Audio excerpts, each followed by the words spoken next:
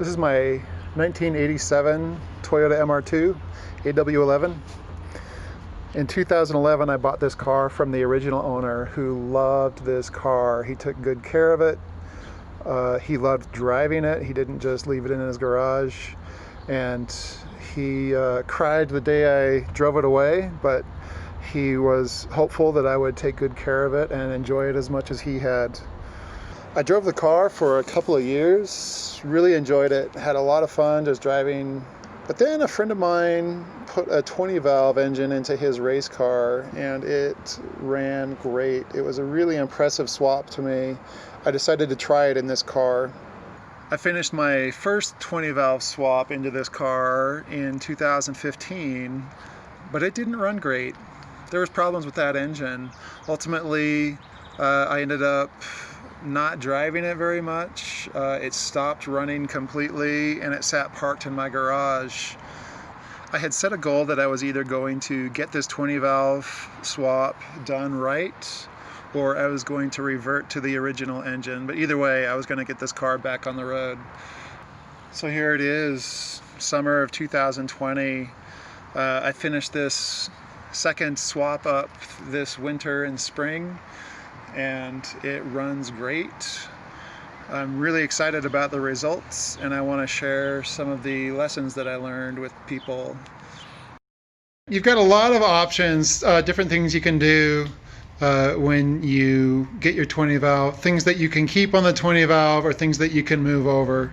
I'm going to go over a few of the choices that I made and talk about some of the options you might have. The motor mount is not identical to the one that comes on the AW11. It's got a few differences. If I look at this one over here, this is the kind that comes on a 20 valve. It's got 3 bolts down here, very similar to what you would see on the AW11 motor mount, but then it has this tab up here that this thing bolts to. I don't know what this thing is, but it's there. Also, it only has 2 holes here to feed the motor mount bolts through. The AW11 has a 3rd hole that you screw a bolt in, I believe from the top. So all I did was I drilled and tapped this so that it would match the AW11 motor mount. It's probably inconsequential. You could probably just not use the bolt that comes on the AW11. These 2 should be sufficient, but that's what I chose to do. I want to show you something on the outgoing 20 valve engine. This is a normal 20 valve engine, timing belt tensioner pulley and bolt. This is normal on any 20 valve or any front wheel drive 4AGE application. That bolt in an MR2 looks like this. It's got this long needle, so when you mount it here, this needle sticks out. It sticks through a little hole in the covers, and it is used for timing. On the 20 valve engine, here's what it looks like when you install that needle. It installs the exact same way that you would install it on an AW11 or a 16 valve engine. There's a little plastic cap here in the timing belt cover. That cap, you can just punch it out. It's rubber or plastic. It's flexible, so you can punch it out, drill a little hole in it, and then stick it in there and stick the timing belt needle through it. You would put this cover on, of course, after you tension the timing belt and all that stuff. So it sticks out there and it aligns with marks on the crank pulley. This crank pulley is specific to the AW11 and this timing needle. The crank pulley that comes on the front wheel drive cars will look like this. This one probably came from a 20 valve, maybe just some other Corolla, I don't remember. If you have it at top dead center, this mark here lines up with the MR2 timing marks, timing needle. This little notch here, this lines up with the timing marks that come on the cover, these little marks in here. So normally in a Corolla, you would use this mark, this notch, and these marks to do the timing. So on your Silvertop swap, you can go ahead and try to use these marks and this pulley and this notch. but I found that it was just easy enough to switch out the pulley and install the timing needle. I don't see too many people doing that. I think it's a nice detail. It makes it a lot nicer to service. I can barely make out where the Silvertop's front wheel drive timing marks are, but you can see them up there. As you can tell, it's going to be really difficult to see the notch on that pulley. That's where they are. But looking down on the front of the engine, getting right in here, you can see it right down there underneath the alternator belt.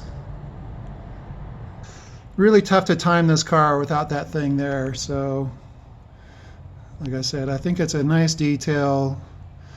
There's a lot of MR2s that have that needle missing. There's one more reason that I chose to switch this pulley, and that is this outer accessory pulley is smaller because it only drives an AC compressor. It doesn't drive a power steering pump. So this one you can see is like a 5-rib belt on the inside and a 5-rib belt on the outside. This one you can see is a 5-rib belt on the inside and a 4-rib belt on the outside. It matches this tensioner pulley and it matches the pulley on my AC compressor. This pulley and bracket came off of my MR2. The MR2, as you know, does not have power steering. It might have air conditioning. If you don't have air conditioning, then you don't need a bracket here at all. Pretty nice and clean. I like air conditioning, but I definitely don't need power steering.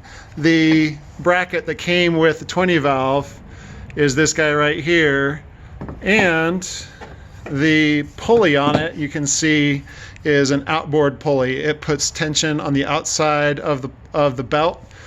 The one that comes with the MR2 is an inboard pulley, so it just puts tension on the inside of the belt, a triangle between the crank pulley, the tensioner, and the AC pulley.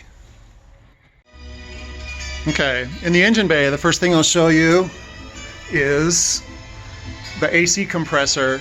I kept the original AC compressor from this car because A, I know that it works, and B, I don't feel like adapting the AC compressor that comes with the 20 valve engine to fit. You need to make sure you save your AC compressor bracket and move it over to the new engine from the old engine. The alternator is an option. You can keep the alternator from the AW11, or you can use the alternator from the Silvertop or the 20 valve that you get. I can't remember exactly the technical reasons why you would want one over the other, but one big difference, one thing that I definitely didn't want was the 20 valve alternator bracket. This guy right here, it's a lot bigger. It has a bonus tensioner pulley on it that I didn't want or need. I didn't want this. So I'm pretty sure this is just an AW11 alternator bracket. It actually might be off a Corolla or something. I'm not positive. But this is definitely the AW11 alternator that came in my 87 MR2. It has a different connector than the Silvertop or the 20 valve alternator. And so when you are having your wiring harness converted, that is a consideration that has to be made. Are you going to keep this one? Are you going to keep this one? Are you going to switch to this one? I kind of like this bracket, so I switched to this one, I think. I need to show you this 16 valve I just happen to have laying around my garage underneath a pile of wiring harness. This came out of my FX16 that got wrecked. It's going to go into hopefully another FX. But I wanted to show you the starter location on the 16 valve cars. This is how it would be on an AW11 as well. The exhaust manifold is here. The starter nestles underneath the exhaust manifold and attaches to the exhaust side of the transmission right here on this little lobe on the bell housing. The 20 valve starter, on the other hand, comes by default on the intake side of the engine right here.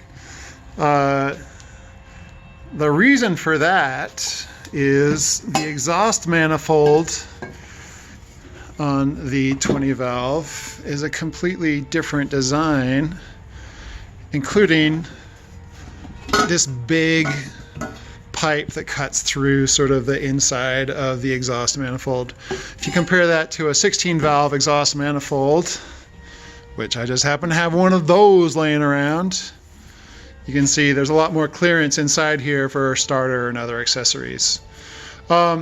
So the starter location and the exhaust are two related decisions that you need to make when you're swapping to a 20 valve engine. If you use the 20 valve exhaust header, you're not going to be able to bolt up to a stock MR2 exhaust downstream of there. You would need to fabricate yourself or purchase a aftermarket exhaust system below the header. I did that. I bought an aftermarket one. The company that made this is no longer in business, or they're just not making exhausts anymore. It was SV3 Power. They made a nice product. Another puzzle piece for the to throw into the mix along with the starter location and the exhaust is going to be, what transmission do you have? What options do you have for locating a starter? Most transmissions in an AW11 are going to look similar to this one. They're going to have a starter lobe on both the exhaust side and the intake side of the engine. And the normal location for that AW11 starter is here. Unless you have a supercharged car, and that will look like this transmission. This is a supercharged MR2 transmission. It only has one lobe, and it's on the intake side. That's kind of unique. And then there's a third option that I don't have here, and that is the one that has only one lobe on the exhaust side. I've seen that on a few older AW11s. You don't see it very often, but I've seen it before where all you have is this one. That means unless you're going to change your transmission, you can only put your starter on this side, and you cannot use the exhaust manifold that came with the 20 valve.